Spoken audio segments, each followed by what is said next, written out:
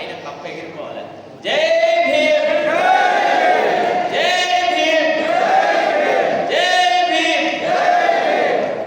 ఇప్పుడు మనలో ఉన్న స్తబ్దత కొద్దిగా తగ్గినట్టు అనిపిస్తుంది. అసలు ఈ కార్యక్రమానికి రావాలా అని ఎప్పుడైతే నరసింహులు గారు నాతో చెప్పినారో, తర్వాత సురేందర్ వీళ్ళందరూ రిక్వెస్ట్ చేసినారో, నాకు ఒక ఆనందం అనిపించింది. ఎవరెవరు వస్తున్నారు అని కనుక్కున్నాను. కనుక్కుంటే నరసింహులు గారు వస్తున్నారు, బిడ్డలు వస్తున్నారు, తర్వాత ప్రొఫెసర్ కాశం సార్, మిగతా వాళ్ళందరూ వస్తున్నారు అన్నారు. మరి వాళ్ళందరూ గొప్ప వక్తలు కదా, వాళ్ళ ముందు నేనేం మాట్లాడాలి అనేటువంటి ఒక సంశయం నేను వ్యక్తం చేసినాను. అసలు మీరు ఇటీవల కాలంలో కనుక సోషల్ మీడియాలో చూస్తే అందరికంటే మొట్టమొదటిగా రేవంత్ రెడ్డి మీద యుద్ధం ప్రకటించేదే నేను. ఎందుకంటే అధికారంలోకి రాగానే మనం ఎన్నికల్లో ఏవైతే వాగ్దానం చేసినామో ఆ వాగ్దానాలన్నింటి తుంగలో తొక్కి కులతత్వాన్ని పోషిస్తూ ముఖ్యంగా అందరికంటే అణగారినటువంటి జనాభా ఉన్నటువంటి సమాజాన్ని మాదిగలకు ఏదైతే అన్యాయం చేస్తున్నాడో దాన్ని దాదాపుగా అన్ని సోషల్ మీడియాలలో నేను ఎండగట్టినాం. ఇది చాలా తప్పు అని అన్నాం. నరసింహులు గారి పట్ల ముఖ్యమంత్రి ప్రదర్శించినటువంటి నిర్లక్ష్య వైఖరిని పూర్తిగా ఖండించినాం. ఇవాళ మాదిగ సమాజం ఒకటి గుర్తించాలా, మనకి మాలలతో ఏదో పోటీ ఉందని కాదు. కాకపోతే ఒక గుప్పడి మంది మాల నాయకులు మాదిగలని కావాలని అణచేటువంటి ప్రక్రియ చేస్తున్నారు. మాలలకు ఉన్నటువంటి ఆర్థికమైనటువంటి ప్రతిపత్తి, అంత డబ్బులు మనకు లేకపోవడం వల్ల మాదిగ సమాజం చాలా నిరాదరణకు గురవుతుంది. ఈ విషయాన్ని యాక్చువల్ ఏమైందంటే మా చెన్నూరు కాన్స్టిట్యూన్సీకి వివేక్ వెంకటస్వామి గారు మా నియోజకవర్గానికి వచ్చినప్పుడు ఆయన మాకు ఎన్నికల కంటే దాదాపు ఒక 15 రోజుల ముందే పార్టీ మార్చి బీజేపీలోంచి కాంగ్రెస్ పార్టీలోకి చేరినాడు. నేను పెట్టాను. ఇదైతే అందరికీ తెలుసు. మేము అక్కడ కాలు బల్బం కట్టుకొని తిరిగి ఆయనను మేము ఎన్నుకోవడానికి సకల కృషి చేసినాం. సార్ ఎన్నికైన తెల్లారి నుంచి మీరు నమ్మండి నమ్మకపోండి కొంత మాకే పుల్లలు పెట్టడం మొదలెట్టినాడు. అరే ఏందయ్యా మీరు ప్రతిసారి ఈ కుటుంబము మాదిగ జాతిని అణచడానికే ఉపయోగపడుతుంది. అయిపోయింది. కాకా వెంకటస్వామి కుటుంబానికి ఈ ప్రాంత ప్రజలకి రుణానుబంధం తీరింది. అరే ఒకే కుటుంబంలో ముగ్గురికి, ఒక పెద్దన్నకి ఎమ్మెల్యే టికెట్, రెండో ఆయనకి ఎమ్మెల్యే టికెట్, వాళ్ళ అబ్బాయికి ఎంపీ టికెట్. నేను దీన్ని వ్యతిరేకించినాను. పార్టీ పరంగా వ్యతిరేకించినాను, సోషల్ మీడియాలో వ్యతిరేకించినాను, పూర్తిగా వ్యతిరేకించినాను. ఎక్కువ జనాభా కలిగిన వాళ్ళను 70 లక్షల వరకు దాదాపుగా జనాభా ఉన్నటువంటి మాదిగలకి ఇది అన్యాయము, ఇది తప్పు, ఇట్లా చేయడానికి వీల్లేదు.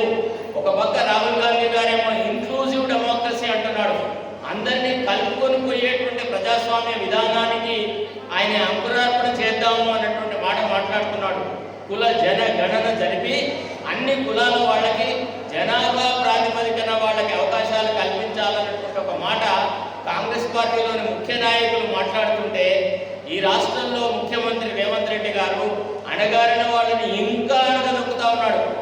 నిన్న కమ్మ సంఘం మీటింగ్కి వెళ్ళినాడు. కమ్మ వాళ్ళంటే కమ్మ అంటే అమ్మ అన్నారు. మరి మాదిగలంటే ఏమనుకోవాలా? నిరంతరం కృషి చేస్తూ సమాజంలో ఎంతో ఉన్నటువంటి జనాభా పట్ల ఏ రకమైన ఆదరణ ప్రదర్శించాడు ఈ ముఖ్యమంత్రి. కాబట్టి మాదిగ సోదరులకు నా రిక్వెస్ట్ ఒక్కటే, ఐక్యత ద్వారానే మనము ఈ సమస్యల్ని ఎదుర్కోవచ్చు. అట్లా అని ఒక కులంలో ఏం జరగదండి. దయచేసి ఒకసారి ఆలోచించండి మీరు. మాదిగ సమాజంలో, తర్వాత మాల సమాజంలో కూడా చాలా మంది వెనుకబడిన వాళ్ళు ఉన్నారు.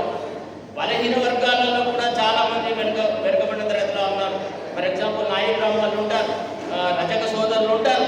ఇట్లాంటి వాళ్ళందరినీ, అంటే సమాజంలో ఎవరైతే పూర్తిగా అణగదొక్కబడ్డారో, ఏ అవకాశాలు లేవో, ఎవరెవరైతే చాలా ఆర్థికంగా వెనుకబడి ఉన్నారో వాళ్ళందరినీ ఒకే తాటికి తీసుకురావాలా. ఇక సరిపోయింది, కాలం చెల్లింది. ఈ అనువంశికంగా వచ్చేటువంటి రాజకీయాలు, ఈ ట్రెడిషనల్ పాలిటిక్స్, అరే కాంగ్రెస్ పోతే బీఆర్ఎస్, బీఆర్ఎస్ పోతే బీజేపీ, ఈ రాజకీయాలు కాకుండా ఒక థర్డ్ ఫ్రంట్, ఒక అణగారిన జాతులందరూ ఒకే వేదిక మీదకి వచ్చి ఒక గొప్ప శక్తిలాగా ఎదగాల. అది నా ఆకాంక్ష. నిజానికైతే ఆ రకమైనటువంటి చర్యలు చేయడానికి, ఆ రకమైనటువంటి కార్యక్రమం జరపడానికి నరసింహులు గారి నాయకత్వంలో మనం ఆ కార్యక్రమాలు చేద్దాం. ప్రొఫెసర్ గారు కూడా జర్నలిస్ట్గా తన కృషి చేస్తారు. సో ఇట్లాంటి అవకాశం వచ్చి మీతో మిమ్మల్ని అందరినీ కలుసుకోవడానికి ఒక అవకాశం వచ్చినందుకు చాలా ఈ సంఘం వాళ్ళకి కృతజ్ఞతలు తెలియజేస్తున్నాను. నేను ఎప్పుడు మాదిగల యొక్క హక్కుల రక్షణకి నా వంతుగా నేను ఏం చేయాలో చేస్తూనే ఉంటాను. నాకు నా ఓన్ ఛానల్ ఉంది దృక్కోణం అని, అందులో చాలాసార్లు కూడా మాదిగలకు సంబంధించిన వ్యవహారాలను నేను ప్రొజెక్ట్ చేస్తూనే వస్తున్నాను.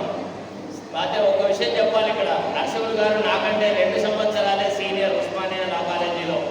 వారి తర్వాత 2 సంవత్సరాల తర్వాత నేను ఉస్మానియా లా కాలేజీలో లా చదవడం జరిగింది. నాకు ఎప్పటి నుంచో వారి పట్ల చాలా అమితమైన గౌరవం.